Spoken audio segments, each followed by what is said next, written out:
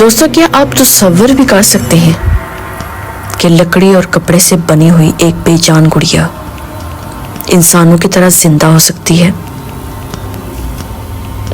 کیا آپ یقین کریں گے کہ ایک کھلونے کے بال بالکل کسی زندہ انسان کی طرح بڑھ سکتے ہیں؟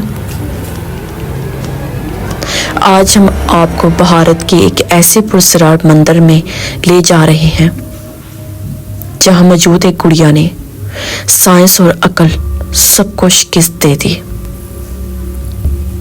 یہ کوئی فلمی کہانی نہیں، یہ ایک معصوم بچی کی دردناک داستان ہے جس کی روح آج بھی ایک گڑیا میں قید ہے۔ چلے تیار ہو جائیں، کیونکہ آج کی یہ کہانی آپ کی راتوں کی نیند چرا سکتی ہے۔ یہ داستان شروع ہوتی ہے سن 1920 میں بھارت کے ایک شہر کولکتہ کے ایک پرانے علاقے میں۔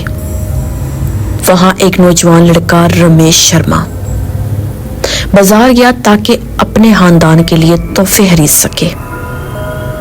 بازار کی ایک پرانی دکان میں اس کی نظر ایک عجیب مگر خوبصورت گڑیا پر پڑی۔